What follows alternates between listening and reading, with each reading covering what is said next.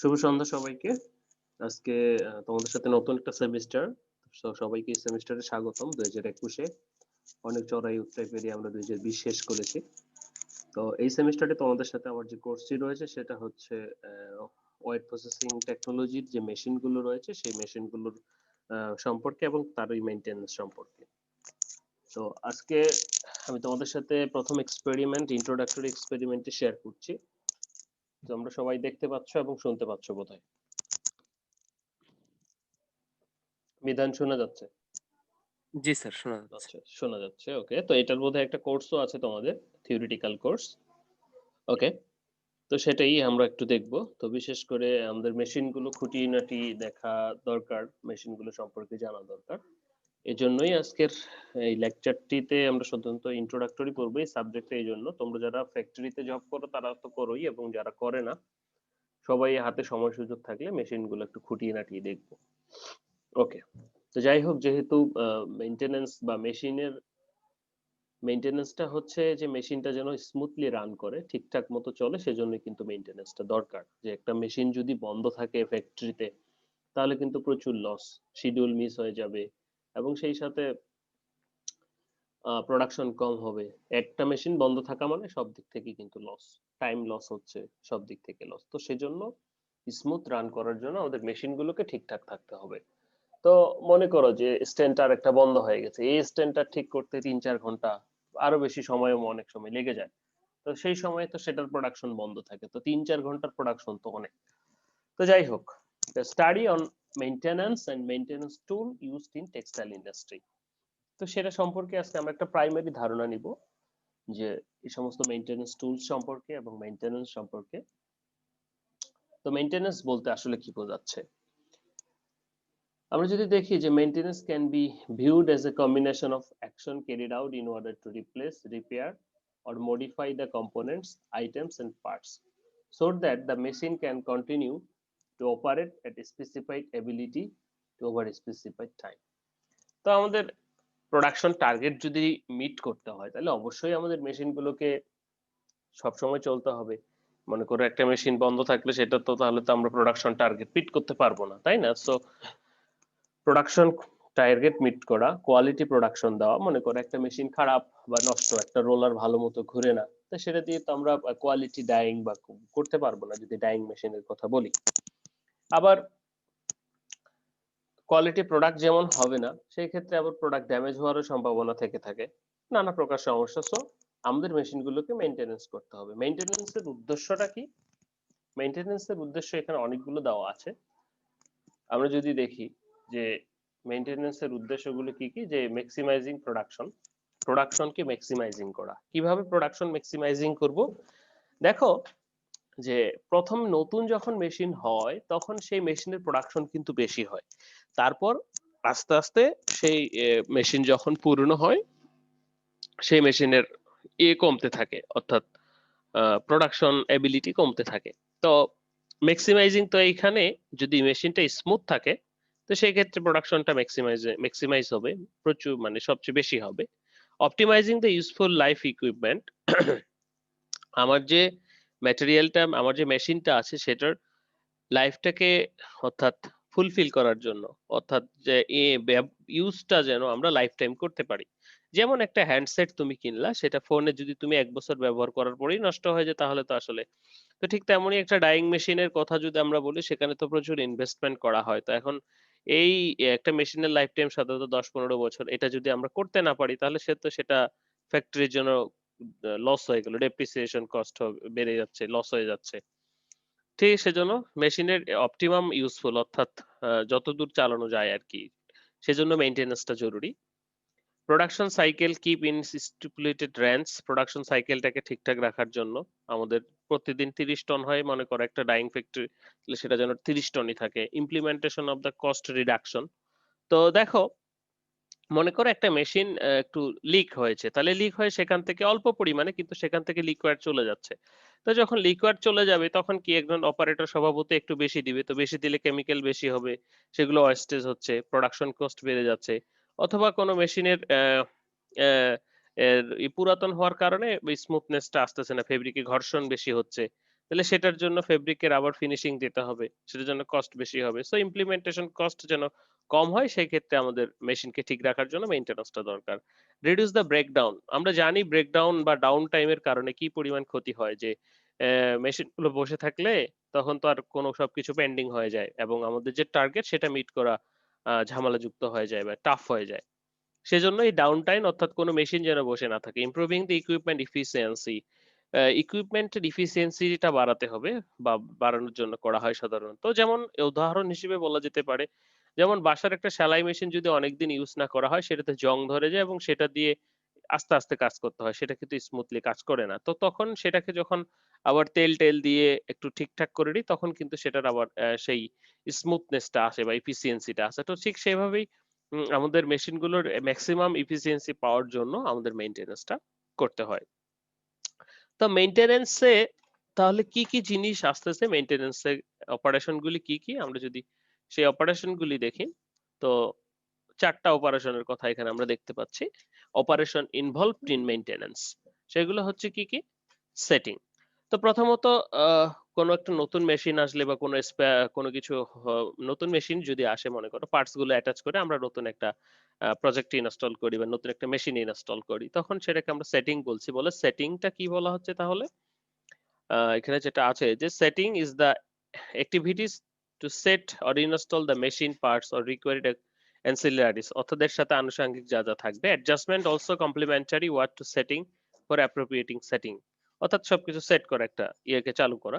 Checking, আমার মেশিনটা ঠিকঠাক কন্ডিশনে আছে কিনা, তো সেইটা কন্ডিশনটা ঠিকঠাক আছে কিনা সেটা চেক করার জন্য চেকিং করতে হয়। যেমন আমরা যখন আজকে শুক্রবার বন্ধ আছে ফ্যাক্টরি, তো এখন কিন্তু মেইনটেন্যান্স টিমের কাজ, তারা কি করে প্রত্যেকটা মেশিন ঘুরে ঘুরে দেখে, চেক করে দেখে কোথায় কোনো সমস্যা আছে কিনা, অপারেটর কোনো কমপ্লেইন করেছে কিনা। তো সেটা অনুসারে তারা চেক করে মেশিনগুলোকে আবার ঠিকঠাক করে। চেকিং এটা করতে হবে কারণ আমার মেশিনটা ওয়ার্কিং কন্ডিশনে আছে কিনা সেটা বোঝার জন্য কিন্তু আমার চেকিংটা দরকার। দেন আমরা কি করছি? রিপেয়ারিং। রিপেয়ারিং কখন করতে হয়? যখন মনে করো একটা ছোটখাটো স্পেয়ার পার্টস নষ্ট হয়ে গেছে। একটা বেল্ট, একটা নাট, একটা বোল্ট, একটা পুলি, একটা পিনিয়ন নষ্ট হয়ে গেছে বা ঘুরছে কম বা একটু ঝামেলাযুক্ত ত্রুটিপূর্ণ হয়েছে, যার কারণে পরে বড়সড় ক্ষতি হওয়ার সম্ভাবনা আছে। তখন কি করা হয়? এই পার্টস গুলো বা স্পেয়ার পার্টস গুলো চেঞ্জ করে দেওয়া হয়। সেটাকে আমরা বলি রিপেয়ারিং। আলাদা অল্টারনেট করে দেওয়া হয়। এরপরে আমরা যদি এই ছোট, ছোট পার্টস গুলোকে চেঞ্জ না করি তাহলে এই যে ছোট, ছোট সমস্যাগুলো আস্তে, আস্তে বড় সমস্যা ধারণ করে মেশিনটাকে ব্রেকডাউন এ নিয়ে যায়। তো সেজন্য আমাদের এই মেইনটেন্যান্সটা কিন্তু দরকার। তো রিপেয়ারিং করা হলো। তারপরে যদি আমরা বলি সেটা হচ্ছে যে ওভারহেলিং।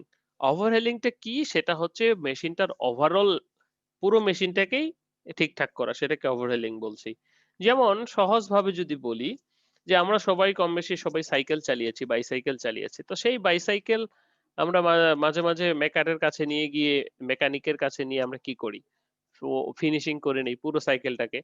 অনেকে এটা ওয়ালিং বলে বা অন্যান্য এলাকায় কি বলে আমি জানি না। তো পুরো সাইকেলটাকে আবার ওয়ার্কিং কন্ডিশন এ নিয়ে আসি, ফিনিশিং করি। ফুল সবগুলো খুলে আবার ঠিকঠাক লাগিয়ে যেটাকে ওভারহলিং বলছি। তো মেশিনের ক্ষেত্রেও সব পার্টস এর যখন এই ধরনের মেইনটেন্যান্স করা হচ্ছে, অর্থাৎ সমস্যা নেই তারপরেও দেখে বা সমস্যা একটু আছে বা সমস্যা হওয়ার পথে এদের ঠিকঠাক করেকেই ওভারহলিং বলে। তো এটা ফাইনালি স্টেজে দরকার হয় যদি রিপেয়ারিং এবং এগুলো ঠিকঠাক মতো হয় তাহলে সেটা সাধারণত দরকার হয় না। ৩ মাস, ৪ মাস, ৫ মাস, ১০ মাস এরকম পরপর সাধারণত করা হয়ে থাকে। তো এই যে অ্যাকশন গুলি বা অপারেশন গুলি সাধারণত মেইনটেন্যান্স এর আন্ডারে বা মেইনটেন্যান্স এ ইনক্লুড করা থাকে। কথা হলো তাহলে টাইপস অফ মেইনটেন্যান্স কত প্রকার আমরা যদি বলি, আমরা জানি সবাই অলরেডি। তো মেইনটেন্যান্স আমরা ২ প্রকার। ১ম টা হচ্ছে প্রিভেন্টিভ মেইনটেন্যান্স এবং ব্রেকডাউন মেইনটেন্যান্স। প্রিভেন্টিভ মেইনটেন্যান্স টা কি? প্রিভেন্টিভ মেইনটেন্যান্স টা হচ্ছে যে কোন একটা মেশিন নষ্ট হওয়ার পূর্বেই সেটাকে ঠিক করা। আর ব্রেকডাউন টা হচ্ছে কোন একটা মেশিনের স্পেয়ার পার্টস একটা নষ্ট ছিল সেটা আমরা ঠিক করি নাই। সেটা আস্তে, আস্তে বড় আকার ধারণ করে পুরো মেশিনটাই বন্ধ হয়ে গেছে। তো আমরা বলি না প্রিভেনশন ইজ বেটার দ্যান কিউর, অর্থাৎ কোনো মনে করো একটা কেটে গেছে, তা কেটে গেছে যার কারণে ঘা হচ্ছে, এখন তুমি সেটার ওষুধ খেয়ে সারাচ্ছ, তাহলে এর চেয়ে এটা ভালো নয় কি যেন তোমার কেটে না যায় সেই পন্থা অবলম্বন করে বা সেই সাবধানতা অবলম্বন করে চলা। তাহলে সেটাই বলা হচ্ছে প্রিভেনশন। মেইনটেন্যান্সটা হচ্ছে যে প্রিভেন্টিভ মেইনটেন্যান্সটা হচ্ছে যে আমার প্রত্যেকটা মেশিনের মেইনটেনেন্স আমরা করব, সেটা হতে পারে উইকলি, সেটা হতে পারে মান্থলি, সেটা হতে পারে ডেইলি। ওকে? তো এটাকে আমরা প্রিভেন্টিভ মেইনটেন্যান্স বলছি। যে আমরা চেক করব। তো প্রিভেন্টিভ মেইনটেন্যান্স ২ প্রকার হতে পারে। মেকানিক্যাল মেইনটেন্যান্স এবং ইলেকট্রিক্যাল মেইনটেন্যান্স। মেকানিক্যাল মেইনটেন্যান্সটা কি? মেকানিক্যালি যে সমস্ত সমস্যাগুলি হয় সেগুলোকে আমরা মেকানিক্যাল মেইনটেন্যান্স বলছি বা মেকানিক্যাল আ যেমন পুলি, রোলার, গিয়ার, ঠিক আছে? এই সমস্ত যে সমস্যাগুলি সেগুলোর সমাধান। ইলেকট্রিক্যাল এর ভিতরে যেমন যেহেতু ইলেকট্রিসিটির সাথে জড়িত ইলেকট্রিক্যাল সিগন্যাল, ওই মনিটর ইত্যাদি যারা সফটওয়্যার বেসিস যে সমস্ত জিনিসগুলো রয়েছে যেমন স্ট্যান্ডার্ড এগুলা ঠিকঠাক আছে কিনা ইত্যাদি। আমার যে আ ইলেকট্রিক্যাল পাওয়ার ঠিকঠাক পাচ্ছে কিনা বা আমি যে এখানে সিগন্যাল সেটিং দিচ্ছি সেই সেটিংস এ আমার অ্যাকচুয়াল ডায়াটা সেটিং হচ্ছে কিনা, এই যে বিষয়গুলো। তারপরে ব্রেকডাউন মেইনটেন্যান্স যদি আমরা বলি, ব্রেকডাউন মেইনটেন্যান্সটা কি? ব্রেকডাউন মেইনটেন্যান্সটা হচ্ছে যে এটা একটা মেকানিক্যাল মেইনটেন্যান্স এবং ইলেকট্রিক্যাল মেইনটেন্যান্স দুটিতেই করা হয়ে থাকে। যখন একটা মেশিন নষ্ট হয়ে যায় তখন সেখানে ২ প্রকার সমস্যাই হতে পারে। সেটা হতে পারে মেকানিক্যাল অর্থাৎ পুরো একটা পার্টস চেঞ্জ করতে হচ্ছে বা পুরো মেশিনটাকে আবার ঠিক করতে হচ্ছে। এটা হচ্ছে নষ্ট হওয়ার পর ঠিক করা ব্রেকডাউনটা। আর ওটা হচ্ছে নষ্ট হওয়ার আগেই ঠিক করা। তারপর সেটা ইলেকট্রিক্যাল প্রবলেমও হতে পারে, সার্কিট বোর্ডের সমস্যা হতে পারে, লাইনের সমস্যা হতে পারে। No matter. তাহলে মেইনটেন্যান্সটা কি? কোন একটা মেশিনকে ওয়ার্কিং কন্ডিশনে রাখাটাই হচ্ছে মেইনটেন্যান্স। তো সেইজন্য মেইনটেন্যান্স এর অনেকগুলো অপারেশন আছে আমরা দেখলাম যে ওভারহলিং থেকে শুরু করে সেটিং, তারপরে উপরে যদি দেখি setting, checking, repairing, overhauling etcetera. Okay? তো প্রিভেন্টিভ এবং ব্রেকডাউন মেইনটেন্যান্স আশা করি বুঝছি আমরা যেহেতু থিওরিও পড়েছি। এরপরে আমরা আসবো মেইনটেন্যান্স টুলস এ। তাহলে এই মেইনটেন্যান্স গুলোকে স্মুথলি রান করার জন্য আমাদের কি কিছু টুলস আছে যেগুলোকে আমরা মেইনটেন্যান্স টুলস বলছি। তো এই মেইনটেন্যান্স টুল গুলো উম, অনেকেরই পরিচিত, অনেকেই আপনারা জানেন। তারপরে একটু দেখতে হবে আমাদের কমন টুলসও রয়েছে এর ভিতরে। তো যারা বিশেষ করে বিভিন্ন প্রকার ইঞ্জিনের সাথে পরিচিত, অটোমোবাইল অথবা ডিজেল ইঞ্জিন, পেট্রোল ইঞ্জিন এর সাথে পরিচিত বা কাজ করেছেন তারা এগুলোকে চিনে থাকবেন বা নরমাল। প্রথম হচ্ছে যে কম্বিনেশন টুলস বা স্পানার। তো আমরা পাশের ছবি দেখতে পাচ্ছেন যে কম্বিনেশন টুলস বা স্পানারের এটা সাধারণত স্টেইনলেস স্টিলের হয়ে থাকে যেটাকে আমরা ফ্রড গেজ স্টিল বলছি অর্থাৎ মরিচা ধরে না স্টেইনলেস স্টিল এবং ভঙ্গুরও বটে। এটার ধারণা হচ্ছে আপনাকে কিভাবে দিয়ে এটাকে কাস্ট আয়রন যদি আমরা বলি সেটা হচ্ছে টিউবওয়েলের যে লোহাগুলো রয়েছে সেটার কি ঠিক সেরকম ভঙ্গুরতা নিয়ে স্টিলের ক্ষেত্রে তৈরি করা হয়। Then size of spanner denotes the size of bolt which can on work. তো এই স্পানারের সাইজ দিয়ে আমরা কি ১৩-১৪ বোল্ট মাথার যে সাইজ সেটা কথা বুঝি এবং সেটা আপনারা দেখতে পাচ্ছেন বিভিন্ন সাইজের স্পানার রয়েছে সেটা খোলা লাগানো টাইট এবং লুজেনিং করা হয় নাট এবং বোল্টকে। এরপরে এরপরে যদি আমরা দেখি যে সকেট র্যাচেট ফাংশন, তো এটাও টাইটেনিং নাট এন্ড বোল্টস এর ক্ষেত্রেই করা হয় কিন্তু এই ক্ষেত্রে কিছুটা ভিন্নতা রয়েছে। যেমন এটার মাথায় ওই সকেট গুলো লাগানো হয় সেজন্য সেটাকে সকেট র্যাচেট বলা হচ্ছে। আপনারা দেখেন এখানে অনেকগুলো ইয়ে রয়েছে সকেট। তো সেটা কি করা হয় প্রত্যেকটা এখানে লাগিয়ে আমার নাট এটা সাধারণত প্লেন সারফেসের অভ্যন্তরে যখন নাট বা বোল্ট গুলো থাকবে অর্থাৎ সারফেসের সাথে প্লেন থাকবে কিন্তু তখন সারফেসের সাথে প্লেন থাকলে তো আপনি যে র্যাচেট বা এই র্যাঞ্চ দিয়ে উপরের স্প্যানার দিয়ে কি ধরতে পারবেন না তখন আপনাকে এরকম অভ্যন্তরে প্রবেশ করে এরকম কোন র্যাচেট লাগবে তাহলে এটার সাথে সকেটের সাথে র্যাচেট গুলো লাগিয়ে আমরা কি করছি এটাকে খুলতেছি। ঠিক আছে? সেজন্য সেটাকে সকেট র্যাচেট বলা হচ্ছে। নিচের দিকে যদি যাই, তারপরে রয়েছে স্লাইড রেঞ্চ বা যেটাকে অ্যাডজাস্টেবল রেঞ্চ বলা হয়। গ্রামে সেটাকে স্যালাইড রেঞ্চ হিসেবেই পরিচিত। অনেকেই সাধারণত ডিজেল ইঞ্জিন যাদের বাসায় আছে তারা এটাকে চিনে থাকে। এটাকে স্লাইড রেঞ্চ বা অ্যাডজাস্টেবল রেঞ্চ বলা হচ্ছে কারণ এটাকে অ্যাডজাস্ট করা যায়। বলা হচ্ছে যে Uh, this may consist of a slot, socket, pins, movable jaw, grasping nut, and with a last key rest of the tool serving as a handle applying pressure.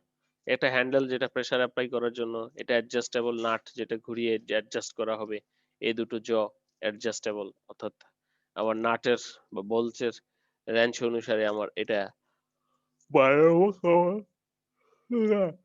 যেমন হচ্ছে উপরেরটা ধরলে কিন্তু আমাদের যে ঝামেলা সেটা হচ্ছে আহ, এটা দিয়ে কিন্তু আমরা বাড়াতে কমাতে পারবো না। সো একটা নির্দিষ্ট সাইজের জন্য একটা নির্দিষ্ট ইউজ করতে হবে। যেমন হয়তো এটা 13 বা 14, তো 13-14 মাঝখানে যদি এরকম হয় 13.7, তাহলে তো হবে না, তাই না? সো ওকে, তাহলে এটাকে আমরা টাইটেনিং এবং লুজেনিং, এটা যে কোনো মাপের নাট অথবা বোল্ট আমাদের ধরতে পারে। নেক্সট যদি আমরা দেখি সেটা হচ্ছে হ্যামার। হ্যামারটার কাজ কি?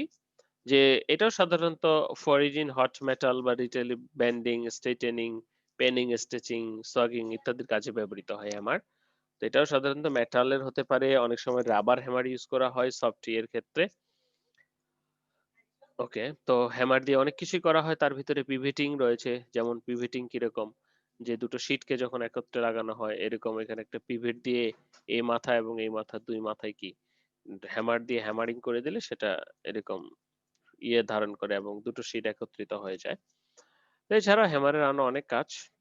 ওকে, আমাদের কোনো নাট বোল্ট পিনিয়ন কোনো কিছু না খুললে, শক্ত হলে ইত্যাদি। এরপরে আমরা বলবো যে স্ক্রু ড্রাইভার। স্ক্রু ড্রাইভারের কাজটা কি? স্ক্রু ড্রাইভারের কাজটা হচ্ছে যে আমাদের কিছু স্ক্রু থাকে, তো সেটা 4 মাথা হতে পারে বা হাফ, 1 মাথা অর্থাৎ একটা দাগ হতে পারে। সেটা সাধারণত মেট অফ স্কিলের হয়। এটা blade shaped, flattened or fit recess in hand and screw bolts এর মাথায় দেওয়া হয় স্ক্রু বোল্টে সাধারণত। এক মাথা হতে পারে, স্টার স্ক্রু যেটা 4 মাথা বা 6 মাথা দুটোই হতে পারে। তো এটার কাজটা কি বলে? It is hand tool design to turn and release screw on bolts, সাধারণত বের করার জন্য ব্যবহৃত হয়। এটার একটা বিশেষত্ব হচ্ছে আমার স্ক্রুটা যদি কোনো গভীর স্থানে সারফেস থেকে অনেক ভিতরে থাকে, মনে করো এটা সারফেস, স্ক্রুটা যদি ভিতরেও থাকে তারপরেও কিন্তু এটা লম্বা বডির কারণে আমরা এই স্ক্রু ড্রাইভার ইউজ করে আমাদের মেশিনের নাট গুলো খুলতে পারি। Okay, so this is the function of screwdriver. Next যদি আমরা বলি এল কি। এল কির কথা হয়তো আমরা অনেকেই দেখেছি। এল কি, ওই যারা ডিজেল ইঞ্জিন বা অটোমোবাইলের সাথে জড়িত তারা নিশ্চয়ই এল কি দেখেছে, যেটাও মেড অফ স্টিল। এটাও লুজেনিং এবং টাইটেনিং এর ক্ষেত্রে ইউজ করা হয়। তো এইখানে আমরা কিভাবে ইয়ে করি, এলকির ক্ষেত্রে একইভাবে প্রযোজ্য যে যখন একটা প্লেন সারফেসের অভ্যন্তরে অর্থাৎ ভিতরের দিকে আহ, আগেরটা কি ছিল যে ভিতরের দিকে সকেট, এটা নাট ছিল। তো নাট বা বোল্ট আমরা বাইরে থেকে সকেট দিয়ে সেটাকে এ, কি করতাম, ওপেন করতাম। তো এটার ক্ষেত্রে যেটা হচ্ছে প্লেন সারফেসের ওই নাট বা বোল্টের মাথাতেই গ্যাপ আছে। তো যার কারণে ওখানেই এই গ্যাপটা আছে, আমরা এল কিটাকে কি করি এখানে প্রবেশ করিয়ে ঘুরাই। তো এই যে এখানে একটা বাঁক আছে 90 ডিগ্রির মতো প্রায়। তো এইটার ফাংশনটা কি? এটা সাধারণত আমাদেরকে যান্ত্রিক সুবিধাটা দিয়ে থাকে যে সহজেই তখন আমরা নাট বোল্টটাকে প্রেসার প্রয়োগ করতে পারি। এটা যদি রাউন্ড হতো, একবার ভাবেন, সরি, এটা যদি স্ট্রেইট হতো তাহলে কিন্তু আমরা এই প্রেসারটা দিতে পারতাম না, দুই হাত দিয়ে হলেও সেই প্রেসারটা দিতে পারতাম না, যেটা কিনা আমরা এই বাঁকানোর ফলে কিন্তু দিতে পারি। ওকে, এরপরে যদি আমরা দেখি আমাদের যেটা রয়েছে সেটা হচ্ছে স্টিল ট্যাপ। খুবই কমন স্টিল ট্যাপ। আমরা জানি যে স্টিল ট্যাপের মাধ্যমে সবসময় মেজার করে থাকি আমরা ফ্যাক্টরিতে, নানা প্রকার মেজার, ফেব্রিক উইথ থেকে শুরু করে সবকিছুই। ওকে, ফ্লায়ার্স। ফ্লায়ার্স ফ্লায়ার্স সম্পর্কেও আমরা জানি। তো এটা একটা মেকানিক্যাল টুলস। বলা হচ্ছে যে এটার কাজটা হচ্ছে grip anything and cut the metal wires. এর মাথাটা সাধারণত খাঁজ কাটা থাকে, তো গ্রিপ সামথিং কোনো কিছু ধরে রাখার জন্য, বিশেষ করে যখন আমরা মনে করো হাতুড়ি দিয়ে বাড়ি দেই কোথাও, মনে করো একটা প্যারেক ঠুকবো কাঠের উপরে বা দেওয়ালের উপরে, তখন কিন্তু এটা দিয়ে ধরে হাতুড়ি দিয়ে বাড়ি যাই জাস্ট লাইক। এন্ড এটার সাধারণত মেটাল ওয়্যার গুলো সাধারণত কাটতে আমরা প্লায়ার্স ইউজ করে থাকি। ওকে, নাও হ্যাকসো ব্লেড। হ্যাকসো ব্লেডের কথা আমরা জানি সবাই, সমিল আমরা নিশ্চয়ই দেখেছি এবং করাত। তো এই হ্যাকসো ব্লেড দিয়ে সাধারণত আমরা মেটাল কেটে থাকি, টু কাট মেটাল থিং। বিশেষ করে পাইপ হতে পারে, লোহার পাইপ বা লোহার কোনো বার, এগুলো সাধারণত এই হ্যাকসো দিয়ে কাটা হয়। তো এই লোহাটা একটু অন্য লোহাগুলোর থেকে আর একটু আলাদা এবং শক্তিশালী, যার কারণে এই লোহা দিয়ে এটাকে কাটা যায়। ওইখানকার যে দাঁড়গুলো আছে সেগুলো সাধারণত ভেঙে যায় না। ওকে, এরপরে যদি আমরা বলি পাঞ্চ। পাঞ্চ আমরা ছবি দেখে বুঝতে পারছি যে use to fit worn out shift any worn out sheet, কোন একটা শিটকে ওয়ার্ন আউট করার জন্য ব্যবহৃত হয়। ছবি দেখে আমরা বুঝতে পারতেছি দেখো যে খাঁজ কাটা রয়েছে। তো এটা দিয়ে সাধারণত অর্নাট করা যায়। অর্থাৎ ধারালো প্রান্তগুলো দিয়ে আমরা করতে পারি, শার্পিং করতে পারি। Punch. Next, oil can and Greece গান। অয়েল ক্যান অ্যান্ড গ্রিস গান চেনে না এমন লোকজন খুবই কম। অয়েল ক্যান তো আমরা জানি সবাই যে তেল, অর্থাৎ নিটিং অয়েল বা মেশিনে কিন্তু আমাদের কি তেল দিতে হয়, ডাইং মেশিন থেকে শুরু করে আমাদের যেগুলো মুভেবল পার্ট রয়েছে সেগুলো যেন ঠিকঠাক মতো ঘুরে সেটাকে অয়েলিং বা অয়েলিং করে সেটা দেওয়া হয়ে থাকে। এরপরে রয়েছে আমাদের গ্রিস ক্যান। এই গ্রিস ক্যানটাও রয়েছে নতুন, সবাই জানি। তো আমাদের প্রচুর পরিমাণে গ্রিস দিতে হয় বিভিন্ন জায়গায় স্মুথ রোটেশনের জন্য। তো এই গ্রিস ক্যানটা কিরকম? এটা সাধারণত ভিতরে গ্রিস ঢুকানো থাকে হাই প্রেসারে। তো ওইখানের উপরের যে স্টানটা রয়েছে এটা যেখানে দিতে হবে সেখানে লাগিয়ে স্টানটা যখন চাপবো, এই স্টানটা চাপলে কি হবে? এই গ্রিসগুলা সামনে বেরিয়ে যাবে। ওকে? তাহলে সে রিকোয়ার্ড জায়গায় পড়বে। সেটা grease can. Drill machine and drill bit, we know about it. Drill machine and drill bit, এখানে একটা মোটর লাগানো থাকে সেটা দিয়ে সাধারণত ড্রিল করার কাজে ব্যবহৃত হয়। এরপরে যদি আমরা বলি যে টুল বক্স, তো সমগ্র সবগুলোর কম্বিনেশন সাধারণত টুল বক্স তৈরি করা হয় যে সবগুলো একখানে রাখা হয় আরকি।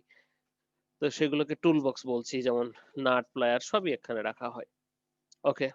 তো এই ছিল আজকের আমাদের এক্সপেরিমেন্ট 1, সেটা হচ্ছে maintenance and introduction to the maintenance tools. এছাড়াও এই টুলস গুলোর বাইরেও আরো কিছু টুলস রয়েছে যেগুলো সাধারণত কালে ভদ্রে লাগে বা এতটা রেগুলার নয়। ওকে, তাহলে কি ছিল আজকের যে মেইনটেন্যান্স কি? মেইনটেন্যান্স মানেই হচ্ছে যে কোনো একটা মেশিনের লুক আফটার করা। তো সেই মেইনটেন্যান্স প্রসিডিউর গুলো কটি ভাগে ভাগ, তো আমরা 4টি ভাগে ভাগ করেছি। সেটা হচ্ছে যে সেটিং, কোনো একটা ম্যাটেরিয়াল ইউনিট সেটিং করা, ক্যারেক্ট চেকিং সেটা ঠিকঠাক মতো চলছে কিনা, এরপর প্রিপেয়ারিং এবং সেই সাথে ওভারহেল। রিপেয়ারিং, সরি প্রিপেয়ারিং না, রিপেয়ারিং এ এখানে কি করছি যে রিপেয়ার কোনো পার্টস চেঞ্জ করে দিচ্ছি এবং ওভারহেলিং পুরোটাই করছি। তো এখানে 2 প্রকার মেইনটেন্যান্স আমরা জানি, প্রিভেন্টিভ ব্রেকডাউন পড়ে এসেছি, প্রিভেন্টিভ মেইনটেন্যান্স, ব্রেকডাউন এবং সেগুলোর ফাংশন আমরা দেখেছি বিভিন্ন প্রকার টুলস এর, যেমন spanner, ratchet steel, slide wrench, adjustable রেঞ্চও বলা হয়, hammer, screwdriver, L key, steel tape, pliers, ঠিক আছে? হ্যাকসো ব্লেড ইত্যাদি, ইত্যাদি। তো এই ছিল আজকে আমাদের প্রথম experiment number 1 about study on maintenance and maintenance tool used in textile industry. So ধন্যবাদ সবাইকে। তোমাদের যদি কোনো প্রশ্ন থাকে করতে পারো।